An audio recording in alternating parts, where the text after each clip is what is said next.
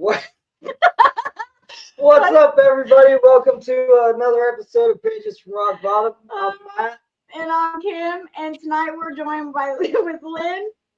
And I do want to say, trigger warning, I'm sorry we come on giggling because Get it together. Matt was having a moment. It's fine. And we're getting it together. But I want to say that we do have a trigger warning for anybody be watching. We are going to be talking about use, drugs, probably incarceration. Just be mindful. If you're triggered real easy, just be easy on yourself and take a break if you guys have to. All right, Lynn, tell us who you are and where you're from. Hey y'all, I'm Lynn. I'm from Chillicothe. Ooh. Yeah. Chile. Chile. Well, we're grateful that you're willing to share your story with us tonight, and you can start from the beginning if you want to take us back, however you want to do it, or we can ask you questions. Totally up to you. Whatever you want to do. I just want to say that thank you for having me. This is I'm one of them people that I'm healing out loud so that others struggling don't have to suffer in silence. So Hey, that's going to be a shirt, Lynn. there's my one of my quotes for a shirt. So yeah, just take us back. Take us back with your first experience, or just take us back when everything started. Okay. Well, I played a lot of athletics when I was a teenager and played basketball and softball. Had gotten real good with my basketball. I think a lot, with my basketball from, junior high to high school to college, I believe all that really got me through a lot of times because that was my outlet. But anyway, at the age of 16, my dad took his own life. And I really, really struggled with that because he wanted me to be the best basketball player I could ever be. And, I was doing well. And sometimes I still sit around and I think, man, I wish you could have seen what I did accomplish. It may not have been all that he wanted, but I accomplished quite a bit. So anyway, when he had passed away, I had a hard time with it. And when I was 17, you guys know how we have those senior parties in high school, but I was always against it because I always thought, man, I don't want to grow up to be like my dad because there was a lot of, he was an alcoholic and a raging one at that. And so, and then there was some abuse that had happened. But when I was 17, my friend said, hey, come on, Lynn, let's go have a drink. You'll forget about everything. And so from the get-go, that's what it was. I drank to numb out, black out, and pass out. And so it continued that way for quite some time. Yeah.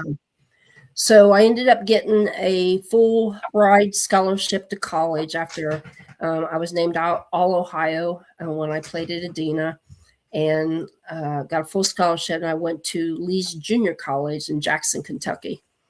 And I got to say this.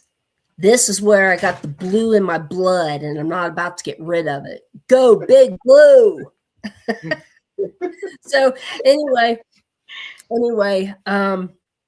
so my drinking just started escalating when I went to college, and I was got to be one of those raging alcoholics, and it was bad. I would tear up my dorm room.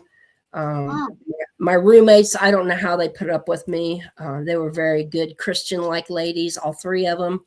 That was when I went to Moorhead. I'm sorry, I'm jumping ahead of myself. But when I graduated from Lee's Junior College and I was all conference and everything, I transferred to Moorhead, but I had to set out my first year there. I had the red shirt because I had to have surgery. When I played in my last junior college game, I got undercut and I came down like this and had herniated 2 discs in my back. So I had to get surgery. So, but once that all healed and I got to playing when I was at Moorhead, I didn't play as much as I did when I was at the junior college. And, like I said, the roommates that I had there, they were Christians, and I would literally destroy the room. I would come in drunk and I would tear the curtains off the windows, throw textbooks around, tear up the beds. I mean, it was awful. So, but yeah, during my college days, especially when I was at the junior college, I don't know if anybody knows Laura Litter, but as a matter of fact, I think she was just got a Hall of Famer at Paint Valley High School. She was my junior college coach, and she had recruited me and Jill Hawk. So me and Jill Hawk, she graduated from Southeastern, and we got to play there together, and that was pretty neat. So, but anyway, at the junior college, I was like, I could never figure out how or if my coach ever knew what was going on with me. I would put a trash can in my car. Jackson, Kentucky was in Breathitt County, and it was a dry county. So the next county over was Hazard. Oh yeah, go Hazard. So what I would do, I would take that bucket, I would go down to the hotel that was down there, and I put some ice in it, and then I go across the line to get my drinks. And Southern Comfort was my thing at that time. But yeah, so I mean, my drinking was just escalating. But even and further in my story, there is a I'll get to it here in a minute. It'll reference back to this, but so things just kept escalating. I played summer softball when I wasn't in college. I was coming home playing summer softball, and I was one of those weekend warriors. You get in weekend tournaments, and I was working down at the paper mill as a college help, and then when I graduated from Moorhead 2, I was down there permanent. But I would start drinking that morning when I got off at 7 a.m. and it didn't quit until I went back. Well, the games that were far away, like in another town, I would come and work my last shift. When I get off, I go play softball all day long and drink all day long. And then I would go back to work at 11 that night, play softball all day long again. It was just like the whole weekend. I never got any sleep. And, it just, that was just the way it was at that time. A lot of it after I graduated, because I didn't have my basketball. So now I was into softball. So I graduated from Moorhead State. And I got onto the paper mill. It was called Mead at the time. I went through all those name changes. And just the weekend warrior thing. I'm going to jump ahead. I don't really like to stay too stuck into that, because that's not me today, but I like to qualify a little bit. So I got picked up for a DUI in 92. And I was a .239 at the time. I was in a blackout. I left a boogie on the blacktop, and I got up the next morning and I had a ticket on my coffee table, and I thought, oh no, what did I do? And that's it. I got an OVI. I'd actually sideswiped a car going down Western Avenue, and I didn't know any of that. To this day, I don't even know if I went to jail. And if I did, who got me out? My mom couldn't know. She says, I don't know. Yeah. She said, I don't know who it was. I got an idea, but I've never had proof of who it was. But so anyway, that drinking, it just, I was given permission to drive back and forth to work. So I would drive to work, and right by work was Jerry's. That's where the hangout was. You could get your check at 11 o'clock, go to Jerry's, And so I was still drinking and driving at that time. And I'm not, happy to say most of them, if not all of them, were in blackouts. One of the things that I'm grateful for is I don't have that paranoia that I used to have. I would pull, when I get up the next morning, I never have once lost my car. But I would always get up every morning and I would look out to see if my car was out there. So then I would get some clothes on and I would go out and see if there was any damage done to it. Yeah. And then I would go down to the newsstand to get the newspaper to see if there were any hit and runs. That paranoia of that all the time is just, our addiction, it's crazy, and we still did it. Yeah. So, Repeatedly. Yeah. Yeah. So, for about 2.5 years, I started. I was going to AA, but I wasn't totally committed. And I mean, I was gone 2.5 years that I was relapsing almost all the time. With those relapses came a suicide attempt, and there were 12 suicide attempts during that time. I'm very grateful to say that I'm here today because, I was even thinking today, it was like, okay, where would I be? How would I want to say this? I can't even think of it. But anyway, a lot of people think we're silly or stupid or just that they're not us. They don't understand addiction. It's like, I'm grateful those things happened to me because that's where I am. That's what got me where I am today. Yeah, absolutely. Yeah. So, oh, here's what I was thinking. What would I have missed if I didn't stay? Oh. Yes, I've been thinking about that. As in my story, you'll hear, a lot of stuff going on. So, but anyway, I had gotten diagnosed with depression and just, was trying anything and everything.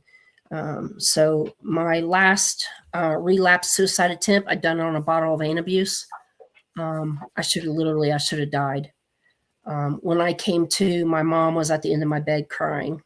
I don't know who got her there. I don't, And Yeah. so I was in ICU for 3 days because I couldn't get my heart rate to slow down. And during those suicide attempts, I would do what I was going to do. It was mainly just taking whatever pills that I had, psychiatric pills, Tylenol, whatever I had. And once I would take it, I was calling the emergency squad, calling the crisis center, and they always got the squad to me. And I put them through a lot out to that crisis center, and I owe a lot to Brent Fogel and Valerie Large. They really helped me a lot when I was going in and out of the crisis center, and would need a place to stay for the night because I didn't trust myself, and it was pretty bad. Yeah. So so that when I got better from that suicide attempt, I ended up going to Harding Hospital. They weren't with Ohio State at that time. They were on up north, and there was a dual diagnosis program. And I thought, well, okay, I'll be able to deal with my depression, and I'll be okay. And so it just went on and went on with that. But I got sober June 21st, 1995, and for that I'm eternally grateful. I owe a lot of it to God. I owe a lot of it to the people who are really there for me. When you ask me to pick 8 pictures, I had a hard time doing that because there's been so many people who have been in my corner. And the ones that I've had are the ones that have really been, instrumental, mainly over the last couple of years, and I'll talk about that too. But so I got real active in AA.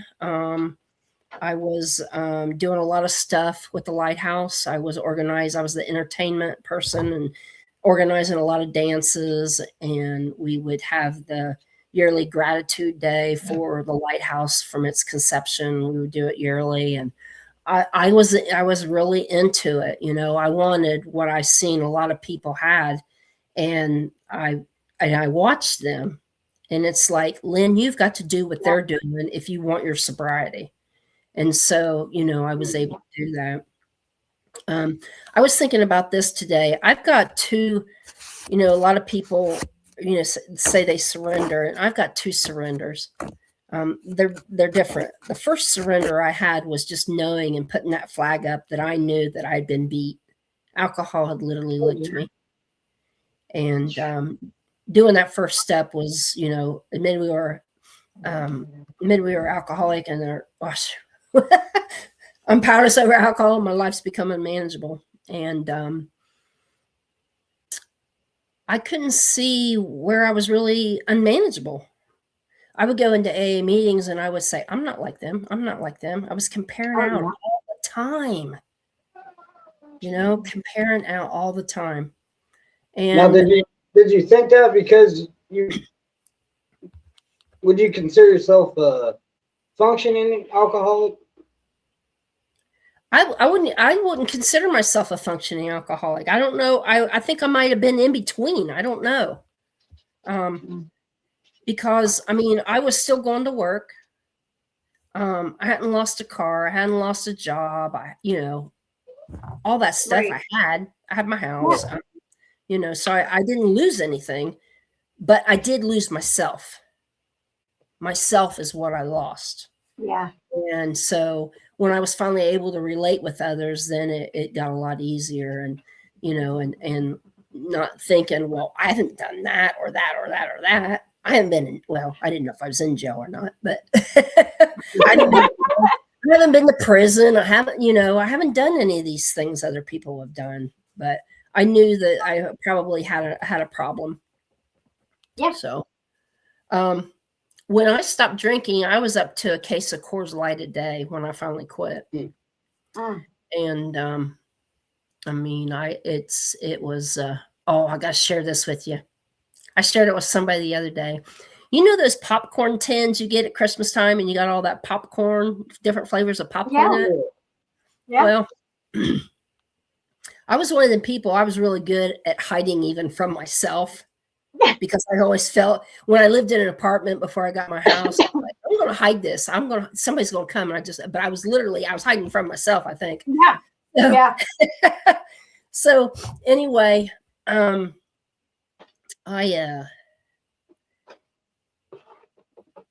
I had got my house, I'd had cats when I was at the apartment. And when I got my house, I'd had a dog with me.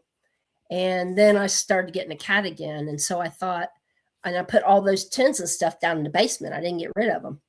And so I thought, well, I know what I can do with one of them tins. I can use it for cat food and put a liner in it and then put the cat food in it. And so I went to pick up one of those tins, and this was probably 10 years sober, 11 years sober in there. I picked up that tin and I was like, what is that? I opened it up and it was an empty Coors Light can. I was about 10 years sober and found that empty Coors Light can in there. But anyway, so, then I was looking at steps 2 and 3, and I will say this. When I went to my very first AA meeting, I heard the word God, and I wanted to run out of the rooms. I just wanted to run. Because my thought at that time was that God was not supposed to allow bad things to happen to children. And I'd been through a lot. Yeah. And so my sponsor had said to me one day, she says, Lynn, you ever think how he got you through it? And that changed my whole perspective. Now, I wasn't actual, I was,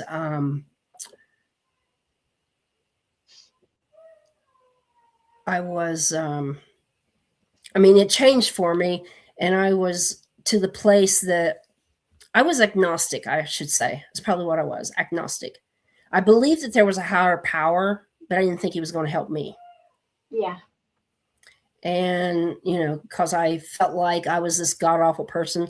I hadn't done I've done harms to people. Not physically or stealing money or anything like that. But I know through my alcoholism, I did do harms to my mom, as far as, her always worrying about me, or just like crying at the end of my bed, or, those things like that. And so I'm very fortunate for that. So, and then I was finally able to say, okay, I'll use God as my higher power. And I was able to do that. So then when I started looking at steps 4 and 5, I was like, I wasn't about to do that 4th step. I wasn't about to. And so what was happening for me, when I was started to try to start doing it, I was doing what they call the 4-step waltz. Have you ever heard of that? Yeah. When I was in and out for 2.5 years. Yeah. Yeah. three, slip. 1, 2, 3, slip. As a matter of fact, I am known as the relapse queen. And people are always asking me, Lynn, when are you going to get this? Because I was in and out for 2.5 years. Yeah. So looking at that fourth step, looking at those resentments, it just like resentment to me means to refill, and you're just rehashing and rehashing and rehashing all that stuff. But being able to make that list and see what my part in it was and everything, and to share it with my sponsor in the fifth step, to me, that was life-changing. I believe that had I never done those 2 steps, I could still be out there using. Yeah, absolutely. I had a wonderful sponsor who walked me through it and never once said I was a bad person. Took me with unconditional love and just really stuck with me. Yeah. And so then we got to step 6 and 7, and I'm like, I don't have any character defects. Yeah, perfect. Right? Yeah, not me. Yeah. Not me. Yeah. When I did the breakfast meeting on Sunday mornings at the Lighthouse for about 15 years, and we would have our yearly anniversary, and I would be the one to get things for door prizes. And one of the things I come across was a cup that said, yes, I have character defects, and I am not afraid to use them. I can't remember who got that cup, but it probably should have stayed with me. Yeah. So steps 6 and 7, yes, looking at those character defects, trying to get that balance, of looking at all these defects. What is it? The thing on the wall? I can't even think of it now. The fillings chart? No. The 6 and 7, it's got the thing in the middle. You got your something. You got anger over here, and then you got this over here. Oh man, I can't think of what it's called. Michelle, you there? It's on the lighthouse wall. Yeah. It was on the beam, off the beam. Oh, there, Michelle answered. The beam, yep. I was about to look it up. I was about to say, what is it? Yeah, it's a chart. It's on the beam, off the beam. Yeah. Mm-hmm. That's what Has she said. 6 The and 7. beam on the beam. Yeah. Yeah. She's got it. She's here supporting you for sure. Yeah. So then we get to steps 8 and 9, and I'm like, okay. I'm trying to think, who do I need to make an amends to? And my most important one was to my mom, of course. And, I was able to do that, and she accepted me for that. And in making one of my amends, this is just, I will never forget this. I'm laying in bed. I'm probably about 8 years sober. So I believe that when God will put us in our place when we need to make an amends, I wholeheartedly believe that. He tells us when we need to make it. Yeah. And so I'm laying in bed, got off work at 11 and got to go back in at 2, in the afternoon the night before. I got off at 11, and then I was going to have to go back in at 3. And so I'm laying in bed and my phone rings. And I'm like, what the heck? Who's calling me? And it was one of my roommates from Moorhead, where I tore up the dorm room. Oh, shoot. And it was like, I was like, okay, God, my amends. It's time. So anyway, she called. She says, Lynn, how you doing? I said, I'm doing okay. She says, I got a question. I said, what's that? She lived in Michigan at the time, and her grandmother was gravely ill down in Kentucky. And she says, I'm going to be coming through Chillicothe, and I wanted to see if you'd like to grab a bite to eat. And I'm telling you what, I was up out of that bed, got my shoes on. I just couldn't wait to see her and make that amends to her. So I made that amends, and they all don't work out this way. I know that. And I am just very, very blessed that it worked out this way. But I made my amends to her. And I always believe in, when you make your amends, you always ask that person what you can do to make it right. And all she said to me when I said that was, keep doing what you're doing. And I just started bawling and we hugged and, it's just like, oh, yeah. But yeah, I wholeheartedly believe that God will tell us when we may need to make an amends. He knows when it's the right time. I agree. Yeah. I agree. So the daily inventory, I try to do it every day before I go to bed and really look and, go through my day to see if, by looking at step 6 and 7, did I harm anybody today? Was I rude to anybody? And then made it if it wasn't real late, I would call somebody and make an amends. But if it was late, I would wait till the next day and I would either call them or meet up with them or whatever. And I'm just truly grateful for step 10. That's with 4, 5, 6, 7, 8, and 9. We've got to do it. Step 10 needs to be done on a daily basis. And so the 11th step, I still struggled with the higher power deal and spirituality and what have you all. I mean, sometimes I prayed, sometimes I didn't. It wasn't, I just still wasn't wholeheartedly believing that he was going to help me. Yeah. He's going to help everybody around me. Forget about me. But I think a lot of that had to do with my depression too. And so step 12, man, I have sponsored a lot of women over the years. And when I'm asked to do anything for AA, whether it be speak or, whatever, I'm right there. So, anyway, I got through the steps and I had decided I had to retire from the paper mill because of my back in 2006. And I was sitting around the house and it's like, man, I got to be doing something. So I decided to go out and volunteer at the crisis center. And I was out there I volunteered for a couple years and was out there, I think, part-time staff for 9 years. And that was so important for me to be able to do that, to be there for somebody that, for anybody that understands depression, it's well, even with addiction, we've got to have others who have been there to help us. Yeah, absolutely.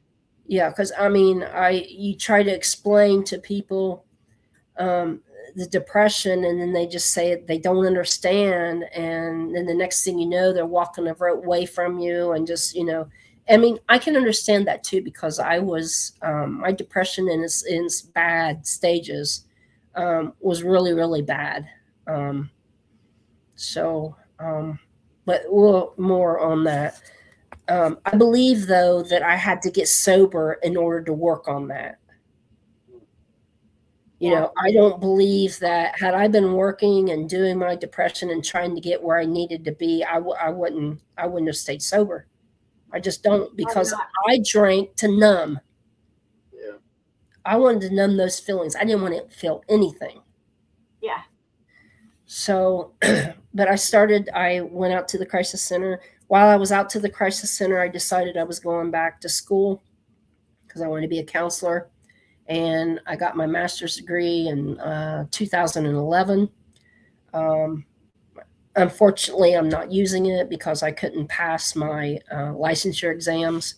I did 2, and everybody's like, 3, Lynn, the third one, you'll get it. And I was too devastated the first 2 times. And, I was like, okay, I'm okay doing what I'm doing. And I'll tell you what, I love my job. I love the people that I work with. And it's great. I've got a great crew that I work with. But, but I got that. Kind of going to jump through a little bit. In end of November 2015, I lost my mother to cancer. Oh.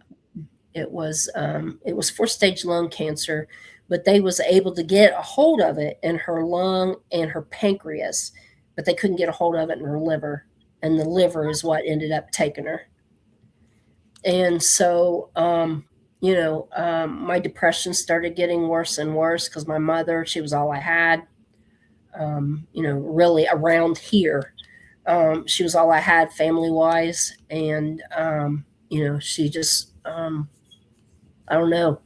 I tell you what, my mom, she instilled, both my mom and my dad have instilled the work ethic in me that I have. My mom, I can still remember days where she would be getting on the floor, scrubbing the floor. And still to the day when she passed, she still had knots on the end of her, right below her knees. Yeah. And, where she's kneeling on the ground. Mm-hmm. And yeah, so, but my mom, she was, she was something else. But before she passed, she went like this to me to come down to her ear.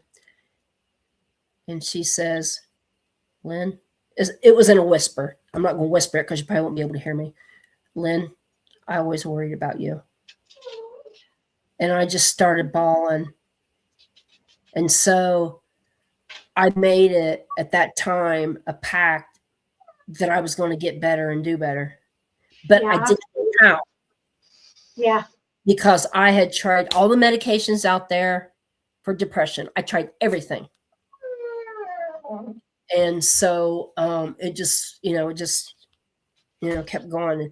And to this day, I give it to God for the reason why I'm still here. Addiction and mental illness is real, but so is hope and healing. And that's what's happened with me. But anyway, my mom had passed away probably about 4 years after that.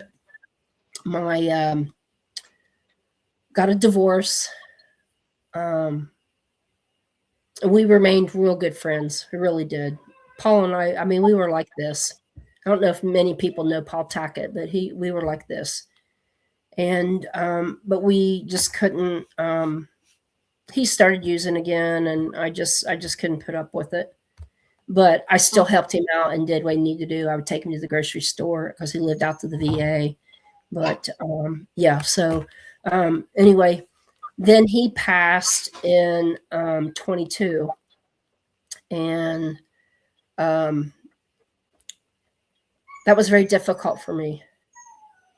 And my depression, I mean, it was from my mom's death on down to Paul's. It was getting worse and worse. After that, it got even worse. He died in July of 2022. In August of 2023, at the end of the year, I had a suicide attempt. And this is so weird. I was sitting at I think it was a Steps of Change down in the city park. And it's before it came Hope, what's it called? The Hope Fest. Yeah. And so anyway, I'm sitting there. Oh, by the way, that's how I got mellow, because when he passed away, there was nobody to take her, and I ended up taking her in. So Paul is still a part of me. But so yeah, my depression just started getting worse, and I had a suicide attempt end of August of 2022. And I was at that Steps of Change. I come home and I just literally started taking everything I had in my house. I didn't care what it was. Yeah. Now, mind you, I didn't have any pain pills or anything like that, because I was by the grace of God, you don't see too many pure alcoholics around, but that's the only thing. I'm very grateful that that's the only thing that I ever messed with was alcohol. I don't know that I could have even made it this day and age with everything that's out there. I just admire those who can, rise above it all and just, especially if they get it on the first try. It's like, wow. And I think about mine, but that was the path I believe God gave me. God gave me that. And so anyway, I took everything I had. I didn't call the squad or crisis center. I didn't call the squad. I was bound and determined that I was going to die that night. I had taken, I got up the next morning and people probably think I'm crazy, but I'm just going to be honest here. I was pissed because I woke up. Yeah. I was absolutely pissed. Yeah. I've And been I'm there. sure you can relate with that too, as far as some of these people when their highs go away. Yeah. You know? But I was very, very pissed, but I was still in that space that I wanted to kill myself. I got in my Jeep and I just drove myself to the ER. And I was in 1A for about 10 days. That was in 2022. And then when I got out, I was introduced to Insight. It's a place here in town who, I tell you what, they've saved my life. God had placed them in my life for a reason, and I'm so grateful for that. These are tears of joy. These ain't Yeah. these ain't sobbing tears. So anyway, I went to do TMS. It's transcranial magnetic stimulation, and it's just a magnetic thing on your head. It lasts about 20 minutes. You go and you can leave and drive home and whatever. I think I'd done that for about 3 months every day, and it just wasn't working for me. So another year goes by, and in 2023, I believe it was late 2023, I went back to Insight because they were going to start Spravato treatments. And Spravato is a medication that what it does, it's a nasal spray.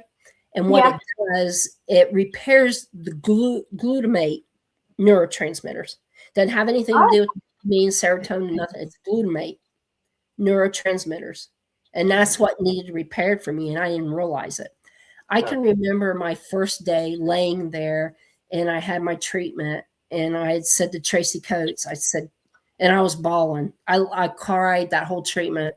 It was like, am I going to do this the rest of my life? Am I really going to have to do this the rest of my life? And she had said to me, and I'm sure we've heard many times, right? A diabetic, Lynn, what are you going to do? You got to have your insulin, right? So this is what you got to have. So I started doing really well. And then I had gotten sick. I started doing really well. And I'd gotten sick. And I was off work for about 6 months. No treatment because they were trying to figure out whether the Spravato was causing all of it.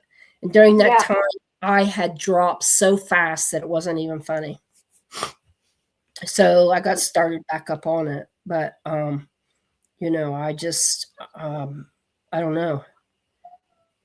So in 2023, my therapist had an ultimatum with me with my depression. She said, Lynn, you're either going to do a virtual inpatient or I'm going to put you in the psych ward for a while. And she was talking a long while because it was bad. Yeah. So, I mean, I've had times where I've been in 1A from those other suicide attempts. I've had times where I wasn't even corresponding with anybody. It was awful. For 2 or 3 days, I just wasn't corresponding with anybody. And so, but anyway, I had, so I ended up doing that. I was still off work and I thought, man, I got the time. Why not? And so I did that whole program. The very first day that I'd done it, it was an IOP. It was with University Hospitals in Cleveland. It was a virtual thing. That very first day, I bawled the whole time on because I finally knew that I was not alone in my depression. The very first time in my life. Yeah. And so, like I said, with the Spravato, I've tried everything. So what I ended up being diagnosed with is treatment-resistant depression. And that meaning I've tried everything and nothing's working for me. Yep. So anyway, I did that and I got back on the right track. And then things have just been, I'm truly blessed. I'm truly blessed. In September, I have to share this. In September 2024, I believe it was 2024. My therapist, she was inviting me to go to church. And that was before that. There was a little bit before that. She invited me to go to church. And I don't know if you all, when you were first trying out your first 12-step meetings, you're just kind of, taking it as like, that don't fit me. This don't fit me. I don't belong here. Where do I fit here? What? And so it was kind of that way for me when, I was going to church. I would go one Sunday and then I wouldn't go for another. But what was holding me back was I still kept feeling that God didn't love me. Oh. I just kept feeling it. So in September 2024, I said yes to Jesus, and things started going good. I was going to church every time, and every chance that I could, I got real involved with church. But anyway, this thing was September. It was Suicide Awareness Week or Suicide Awareness Month. So I decided that I was going to take Mello, and we go on a walk 60 miles in the month of September. And so for suicide awareness. So I got Mello, and I put me a You Matter sign on the back of my backpack, and I just started walking around town, and we actually ended up doing like 94 point some miles. But I have to share something with you. What has really helped get rid of that depression too. I had this brick, and this brick that I had, I'd put on things that I'd said to myself. Those nasty core beliefs that I really believed, that I was a terrible person, I'm hopeless, just all this stuff that goes with depression. Yeah. So I put those words on that brick. Well, the blemishes that were on the brick, I had it represent as my scars that I've gotten over the years. Yeah. And then the weight of the brick was my heaviness with depression. But I had carried that in my book bag every one of those miles Mello and I went walking. And in October 2nd of that year, Dr. Benny, my therapist, and Tracy Coates, a picture that is with me that says, love yourself 100%. We went and crushed that brick together. Aww. And I'm telling you what, I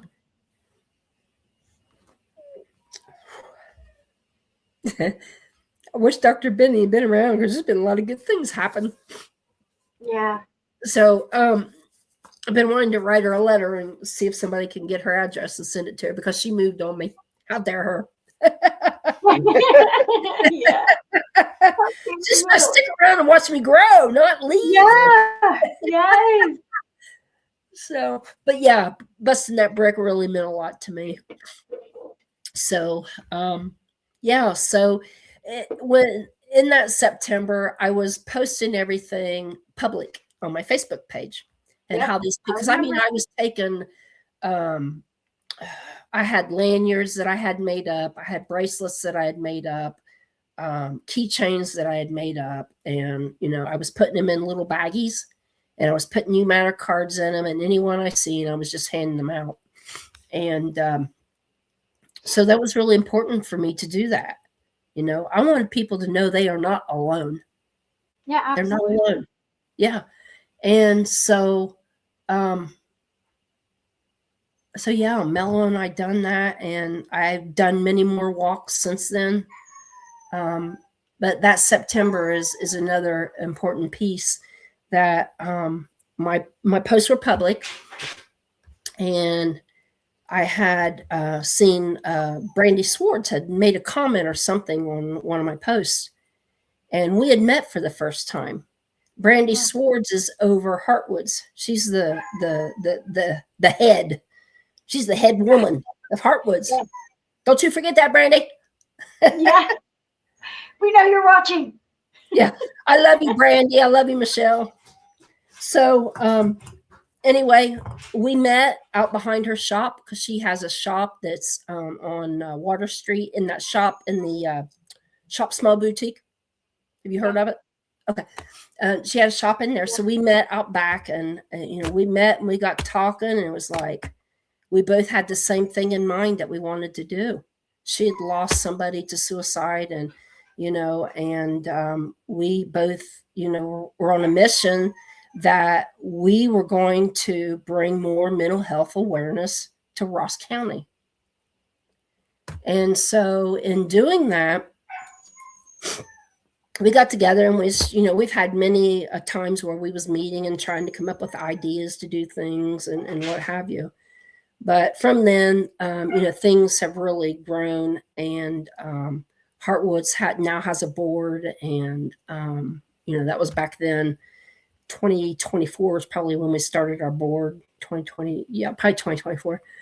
And so we've done things for the community. We've done a free skate thing for people to raise mental health awareness. What's the next thing we've done? Mental health festival last May. It was a washout. It poured. Yeah. I wanted to get garbage bags and just slide down the hill. Yeah. But people still showed. The very first mental health festival to come to Ross County, and people still showed. In the rain, right? It was amazing. Yes. And so I think Brandy and I got even more excited and more excited. Okay, what are we going to do next? What are we going to do next? And we had the mental health festival, and then we had we did a glow walk. What was it called? Something. Shine the light on mental health. And we was able to do that walk.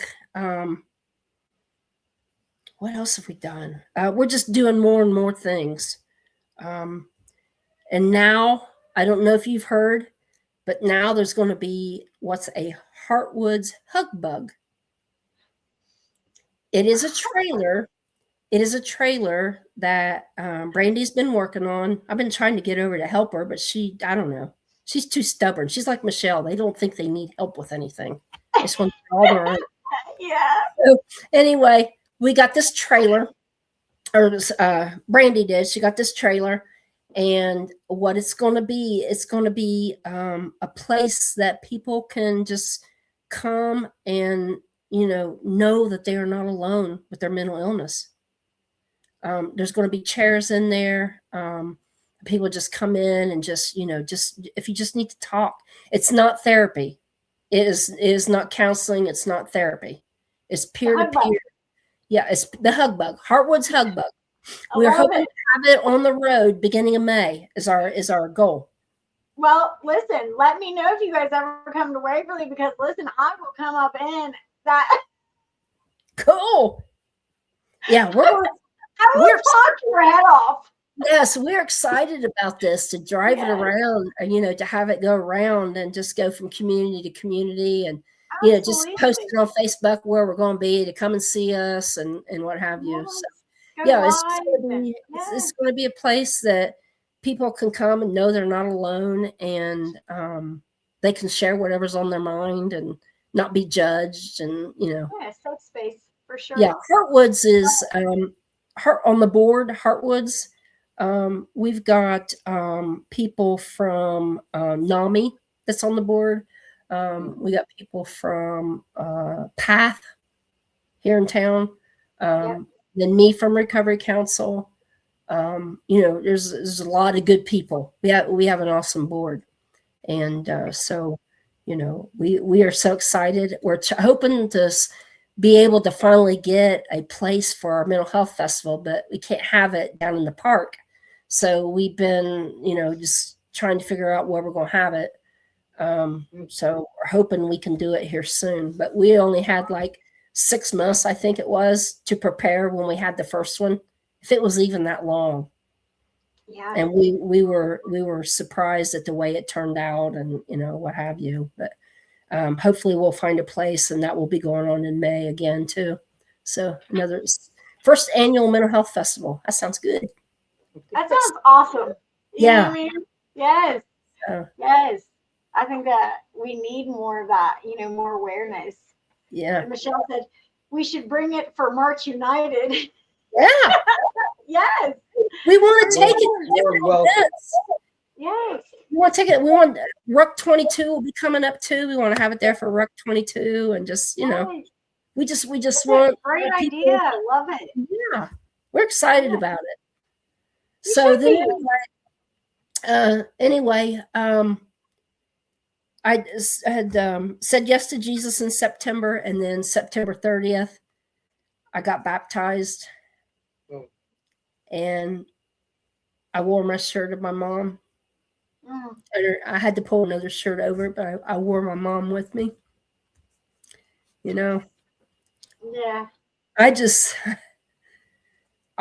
am just totally beyond belief where I am in my life right now. Yeah.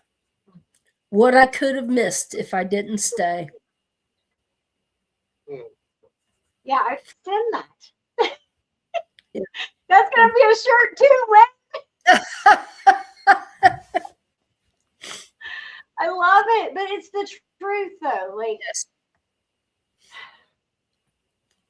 Yes. I don't know who I would have been or who I would even become without my addiction. You know what I mean? Or anything that I've ever endured. Like, and that's so true. I wouldn't change anything, up until this point. I've had people ask me, because this has only been being really, really good with the Spravato and stuff, and just I've got motivation. I won't forget one day in the summertime or when it's warm, I walked to my treatment, but I was walking through the city park, and I believe it was springtime, and I just started bawling. I was seeing things that I had never seen before or never taken the opportunity to see. Yep. It was amazing. Absolutely amazing. Yeah. But I've had people ask me, Lynn, don't you wish this would have happened a long time ago? And I look at them and I'm like, nope, because it's happening now, and that's what I'm going to do. Yeah. I don't want to look at my past. I mean, sure, I got to look at it sometimes to know where I come from, where I've been. But Yeah. I'm telling you, I wouldn't trade anything for what I have now. Nothing. Yeah. So how do you think that you stayed sober while still struggling mentally, like with your mental health? When I look back on it, I think it was God. But the first 5 years of my sobriety, I wanted to drink every day. And people was telling me, Lynn, you're not working a program. You're not working a program. I was like, well, that's my story. 5 years of wanting to drink every day. Then 30 years of suicidal thoughts every day. 30 years of it. Yeah. How? Why am I here? Yeah. I give it to God. I give it to God. Yeah. I believe that, I give a lot of credit for the Spravato, but I want to say this. I think God led me to that Spravato. And, I'm real active in my church, and, just, matter of fact, I got to be Grinch on Christmas Eve. The kids loved it. Yeah, I was the Grinch. The kids loved it, though. And I'll tell you some of the things they were saying to me. I know you're not the real Grinch. What's some other things? Oh, you look like, it was an actor. You look like Bill Murray. Like, okay, I look like Bill Murray. Yeah. Yeah, and I'd gotten got kneeled down, one leg up, and kneeling on one knee, and this little one come up, and she says, "You aren't going to steal my Christmas, are you?" Oh, that one got me. Oh, Oh, Yeah. I It was was like, no. it was cool though. Yeah.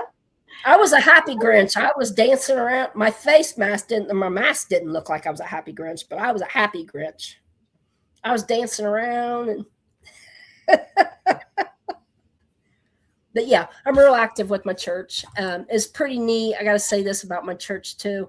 We had a serve day, and Denise asked me if I would gather up some people and do a You Matter walk on serve day. So there was a few at church that we got together and held the You Matter signs and walked around town. It was really cool. I tell you, I really feel my church is really behind me. It's so great. Yeah. Yeah. Yeah, you have all kinds of people on here supporting. By the way, it's Center Point. I would like to invite you to come Sunday. I know. I think it's right there off 3 Locks or by 3 No, Locks. no, Right there off 3 Locks. we're here in Chillicothe at Shawnee Square. Gotcha. Behind, you know where Bob Evans is on Bridge? Yep. You don't know where Bob Evans is on Bridge?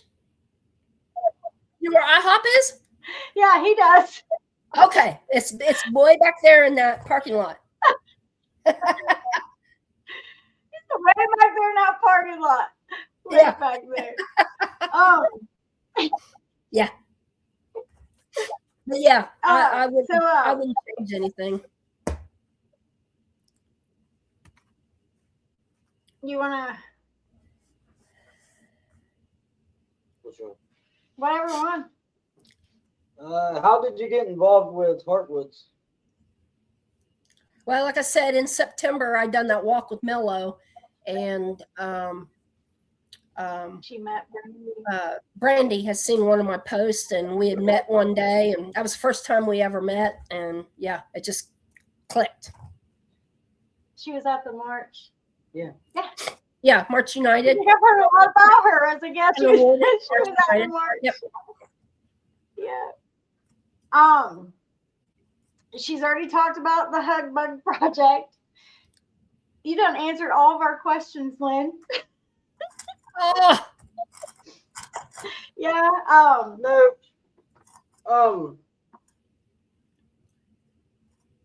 my God! Is it? Like, stigma has come a long ways. Yes. As far as addiction and mental health, but when you first started your journey in the 90s, like any kind of alcoholism treatment or mental health treatment, I mean, what did that look like back then? I come from the old school AA. Yeah. Matter of fact, my first meeting, a lady come up to me and put her hand on my shoulder, and she says, "I'm going to be your sponsor." Oh. Yeah. Yeah. So, but the stigma. One of the things I think it was really, really bad. You can think about it this way. I don't know what Dr. Bob and Bill W. would think how things are these days, and things have changed a lot. Yeah. Anonymity was a very, very big thing when I was getting sober. Yeah. And now it's like people aren't afraid to step out of their comfort zone and share that they are recovering addict, alcoholic, or recovering from a mental illness or whatever. But when I got sober, like I said, I worked at the paper mill, and I was going to the meetings and at the lighthouse, and I would park my vehicle out back because I didn't want any of my paper mill people see me going in there. And I did that for quite a long time. And then finally, my sponsor had said to me, she says, "Lynn, don't you think they already knew?" That very next day, I was parking my car out front, and then wasn't a thing. But yeah, it was the stigma. I mean, it is. It still needs improvement. Absolutely. Oh yeah, everywhere. Yeah, I mean, we have to recover out loud. I mean, if I believe that had I kept remaining anonymous, I wouldn't be where I am. Yeah. I wouldn't be able to help those out there who are struggling and suffering in silence. Yeah. You know, but yeah, AA has come a long way. Yeah. I'm just it's interesting how I wonder sometimes how Bill W. and Dr. Bob would be thinking about how things have changed now. Yeah. Yeah. Yeah. Stigma. That's a major issue still to this day for a lot of people. You know what I mean? I think I still get stigmatized. You know what I mean? That like it doesn't matter what I do. I'm always gonna, there's always gonna be something. Right. But whether it's somebody getting a medication or Right. somebody who knows you, the old you, Mhm. the person that you're not anymore. It's yeah. I love your story because you really focus on the co-occurring. Yeah. Right. Like I also have co-occurring. I'm a manic depressant, anxiety, all that. Like so not only is it important for me to maintain my recovery, but I also have to keep maintenance on my mental health too. Yes. Because for me they go hand in hand. For sure. Yes. For sure. I've been leaning more towards mental health recovery lately because of the stigma. Yeah. And it just you don't hear people sharing their stories about it. Yeah. Not like you do in addiction. Yeah. And so my mission has been able to, to let people, recover out loud. Come on. There's nothing wrong with it. You're not less than. Nope. You're not worthless. Nope. You know? What does recovery mean to you today? Oh, it means everything. I have been truly, truly blessed. Over these last couple of years, I have almost changed my entire friends. And it's been really neat. I'm not going to say that, those people who were out there when I was recovering from my alcoholism, I wholeheartedly, I still think about the old timers that I am so appreciative of. Kent Montgomery, Dick W, Harry with an H. You probably don't know some of these people. Harry with an H, Buck W. I could just go on and on. Rosie. Did you ever get to meet Rosie? No. Probably not. How long have you guys been in? Almost 8 years. 8 years. I'm trying to think how long Rosie's been gone. Marilyn, did you ever meet Marilyn? Terry G, Sandy. I mean, I could just go on and on. All those people were so, it's weird. It's weird.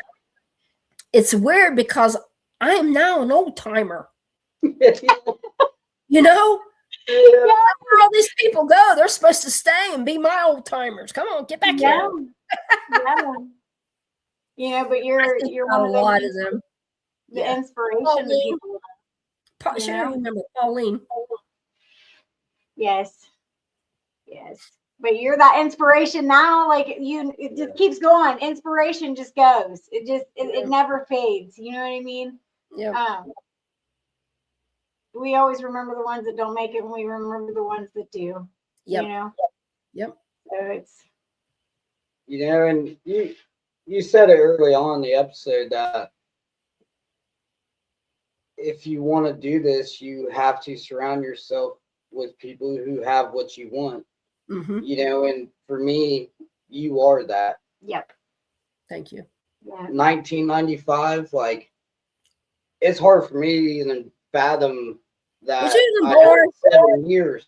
Yeah, I was whopping 3 years old. Okay. I'm coming around. 3 years old. Yeah. Yes. You know, Was you holding the bottle by then? Not your baby bottle. shoot. You know, and you're still doing it. And even though like you still suffer with mental health and all that, you haven't given up regardless. You've not given up. And that's what it's about. Like, you're one of the definitions of hope. You know what I mean? So, you know, your story is amazing and you're amazing and you just keep doing what you're doing and you matter. Like, I love that. Like, love it. Love you going, walking around town. I loved it. And that was when I was an inpatient, I had to do positive affirmations. I had to tell myself things in the mirror. Yeah, because I couldn't even look myself in the mirror. Like, my first hour in there, I had to sign a suicide contract, and that was one of the things I had to tell myself. And eventually I internalized it and I started to believe it. And you were talking about that brick. One of the counselors at Ed's place, Angie, she made me carry around a brick in a book bag for like a week. Yeah. I had to carry around books in a pillowcase. Yeah. She's like, are you ready to let it go yet? Yeah. Yeah, I remember them dang books. Hey, I gotta share this with you. When I was working on my resentments for a week, my sponsor had me walking around with rocks in my shoes. Oh. Yeah. But those are lessons though, right? Yeah. Like they're lessons and you learn from them and you wouldn't think that you would, but at the end of it, you definitely do. There's definitely lessons in everything that we do in our journeys. And she was saying to me, aren't you ready to get rid of them yet? Oh, that's great. So what would you say to someone who is feeling hopeless right now? Reach out. You know, there's people out there that are willing to help you. You know, it's you are not alone. You're not alone. You know, mental health is a heck of a fight, just as addiction. And as I said a little bit ago, you know, addiction and mental illness are real, but so is hope and healing. And I can't speak for everybody, but just please, one more day, stay one more day, one more day, and then when you make that day, stay one more day. Then when you make that day, stay one more day. You know, just it's like our AA program, man. You got to take it one day at a time, right? Yep, you do. Sometimes 1 second at a time. Yeah. Right. Yeah. Yeah. You definitely. You just definitely got to be easy and tread lightly. Yeah. Just if you are out there struggling, don't give up. There is hope. There is hope. There's 3 visions of it right now that is talking to you guys. You know, we've all been lost at some point in our lives. Sometimes I still get lost. Yeah. You know what I mean? We don't even have to have addiction or mental illness to be lost. No. I'm grateful God has found me. That's all I gotta say. Yeah. God shows up in mysterious ways sometimes, you know. Yeah. Yeah. Even when we don't even feel worthy. Right. Yeah. I was that way too. I didn't feel, or I felt like he abandoned me. You know what I mean? In a lot of ways. So I can definitely relate with that. Took me a while to figure that out with God. You know, one thing that helped me with my depression too was when I done that IOP program, I really, really looked at my distorted thoughts. They can be killer. Yes. Yes. And I was thinking one day when we were talking about it in the group, and it was like, I had been carrying these distorted thoughts around for so long. Yeah. And that's all you believed. Yeah. Yes. Yeah. Now, do they ever still come up for you at all? I mean, not really. That's awesome. I mean, I may have a day where like something will stress me out. I get a letter in the mail from Social Security or whatever. But that's one thing this bravado done for me too. Let me share this with you. I had lost my disability for a year, and it was when my depression was at its worst, and I had no motivation, nothing to try to get that straightened around. And then just recently they wanted to stop it again, and I was right on it. Something that I was right on it.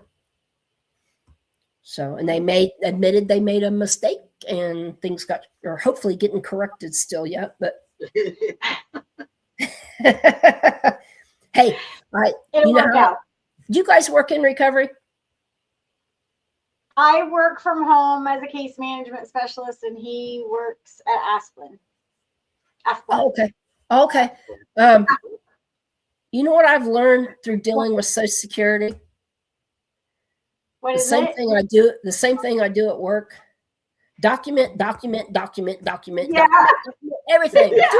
The person you speak with, everything. Document. Date all your letters you get. Yes. I feel like that's all I ever do is document. I do progress reports for the courts. Okay. Yeah. Cool. That's all I do all day long. Yep.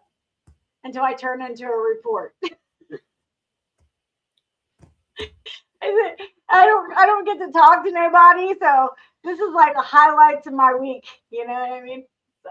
That was kind of we need to get together. One of the motivators on why she wanted to start this is like she missed that connection with people. Yeah. If it's not documented, it didn't happen. There so you go. True. Yep. So That's true. what they That's say. so Document. True. You better do that memo to chart. Yeah. Or that call log for sure. Well, Lynn, we appreciate you. Thank you for coming on and sharing your story. It was absolutely amazing. And thank you for bringing the mental health side of it, the awareness of the mental health side of it. Because, I don't think I used to teach that in my groups all the time. Like, listen, when you treat one without the other, it's like climbing that rope in gym class that doesn't have any knots in it. You can get to the top, but you can only hold on so long if you don't treat the mental health side of it. You have to treat both, or it's not going to work, because one of them's going to bring you back down, I promise you. Amen. So, you definitely shed that light to everybody tonight, because mental health is serious. Depression is serious. I used to struggle when I was 14. Tried the suicide.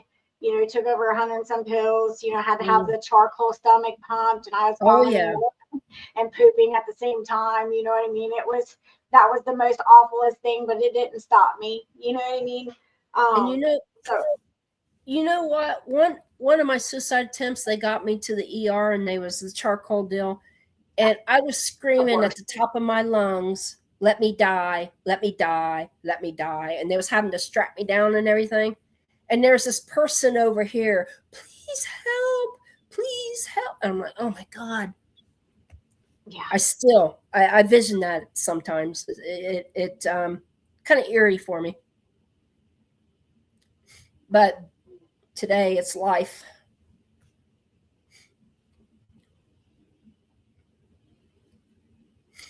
Yeah. I like that hoodie. Yeah.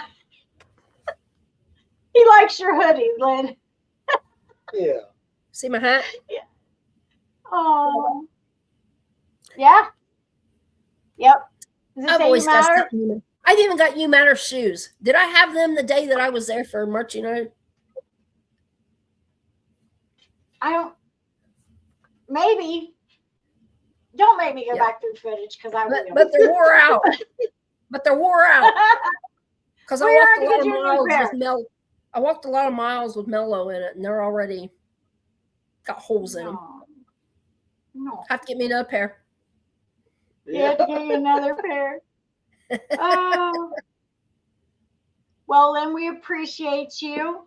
And just as always, guys, check out Lynn's story. It'll be uploaded to YouTube. Go check out the merch store. Go like and follow our page. And Lynn, once again, thank you so much. We appreciate you and your story. I think kind of touched both of us because, you know, we both still struggle with like the mental health side of it, a lot of it.